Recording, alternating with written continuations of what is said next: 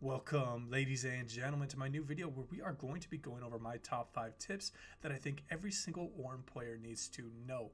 Now, my goal behind this video is to make you a better Ornn player, as well as to make you a better overall League of Legends player by giving you as much knowledge as I can pack into these short videos. I'm going to put timestamps at every single point of my video. They're going to be both on the bottom right-hand corner, as well as the bar down below is going to be segmented into a bunch of different tips. Now, if you want to contact me directly with any questions, I'm going to put a comment, or I'm going to put a pinned comment down below that is going to have my link to my Discord, as well as you can comment anything down below, and I'll try my best to help you out. And finally, I am a little bit limited with this format, only doing 5 tips. I don't want my videos to run too long, so make sure that you comment your own tips down below if you're an experienced Ornn player. And with all that out of the way, let's jump into the tips. Alright guys, so we have a lot of information to move through in tip number 1, so I'm going to be talking very quickly so this section doesn't run too quickly. So teleport is an absolute must when you are playing Ornn, because you are able to affect the other parts of the map, and the amount of CC you bring can really turn around some of those bot lane scrimmages. How you want to max your skills is in all melee matchups, you want to be maxing W. In some range matchups, you want to be considering putting some early points into Q because of its very strong base damage, similar to how sometimes Nasus does a Emax as opposed to a Qmax in those tough matchups. With items, you really want to be looking at a couple of different key items first. The Chem Tank is going to be great against chasing down enemies where you are looking to get your passive procs on them and they are trying to really kite you out as quickly as possible. If you want the best overall dueling 1v1 item for Ornn, the Iceborne Gauntlet is going to be great in a lot of those melee matchups up top. If you have a jungler that is heavy gank and likes to dive, something like an Elise, you want to be looking for the Sunfire so you can push in lanes very quickly. You have 2 choices when you are playing Ornn, and you have different setups for your runes. Now, with the grasp out, this is great against melee matchups because you're able to consistently proc grasp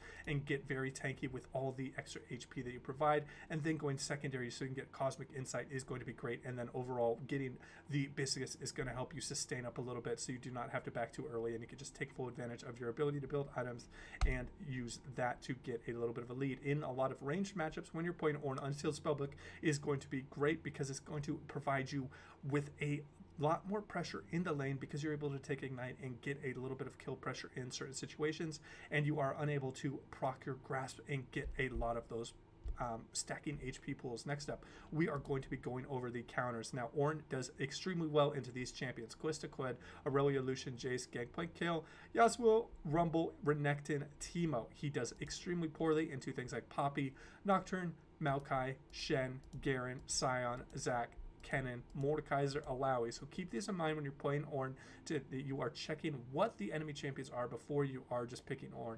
However, he is pretty decent at just a blindable. You can just blind Ornn, but you should be taking things into consideration, particularly against things like Poppy that seems to just have his number in the current 1v1 matchup in this patch. And that will wrap up tip number 1.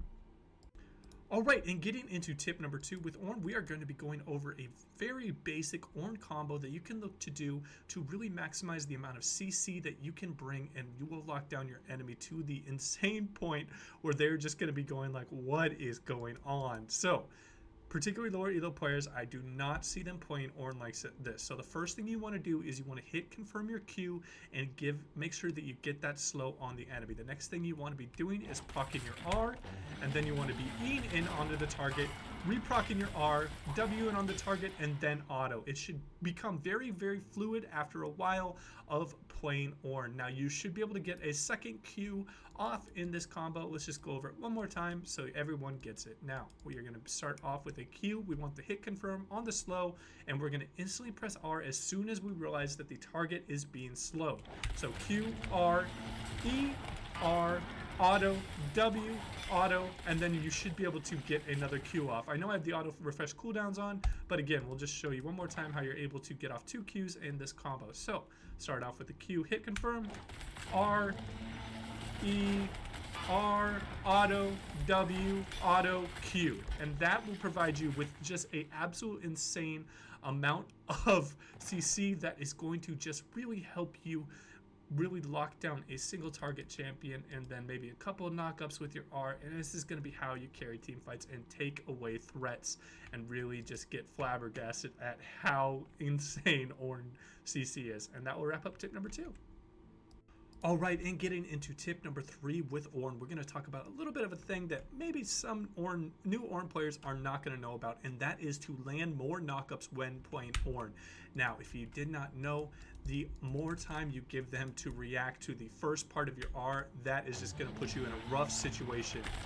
Doing an ult like that is going to provide them with a really, really large and loud sound cue that is going to say, hey, you better get out of the way, this Ornn is looking to knock you up.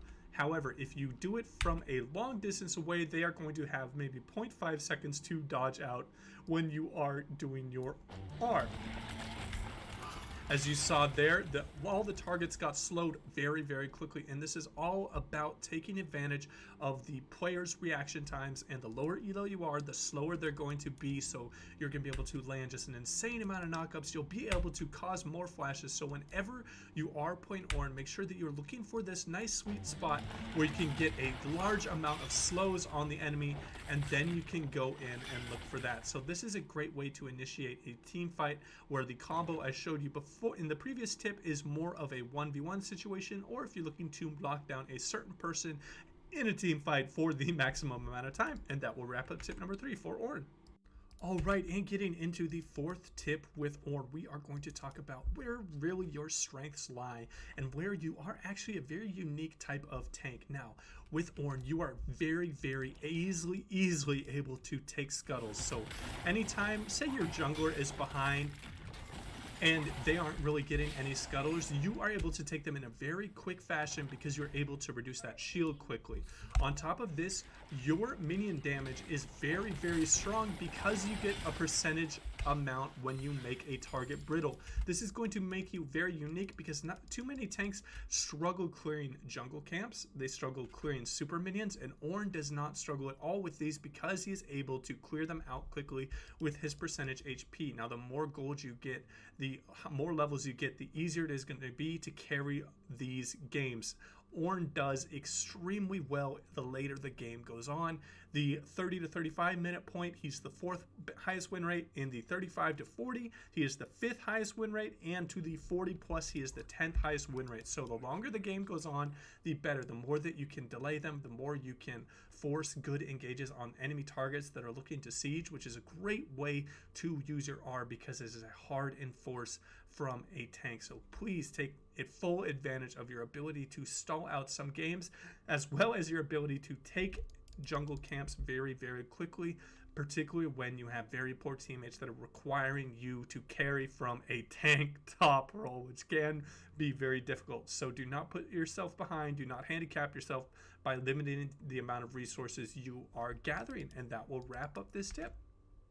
All right, and getting into the final tip, we're going to go over some lesser known things for newer players when they're picking up Ornn. Ornn's resistances scale so heavily, and we can actually turn that into damage. If you did not know, your E scales 40% bonus armor and 40% bonus magic resist.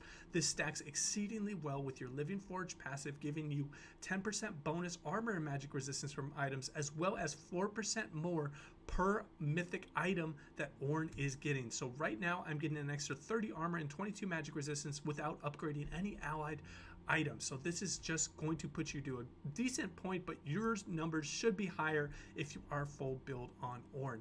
Now, how this is going to translate into fights is pretty crazy. As you can see here, I'm going to hit every single target for 429 damage as a tank at about a 7-second cooldown. And on top of all of that crazy, stupid damage, Ornn provides a knock-up in the late game, or at all points, but he's going to give a knock-up in the late game, which is so huge because your carries are at a point where they can burst out targets very, very quickly. So just a well-timed E from Ornn can really turn the fight and the entire game in your favor. So make sure that you have a good understanding of how your damage profile starts evolving as you get a little bit up there in levels. The next thing, you are not playing World of Warcraft. You do not have a global cooldown on your spells, and how you want to maximize your W damage, particularly in the early game when you're doing 1v1 up at the top lane, is by making sure that you are hit confirming your Q and Wing right after. You do not have to wait a little bit after your Q hits to W someone. You want to take full advantage of the slow duration for 2 seconds and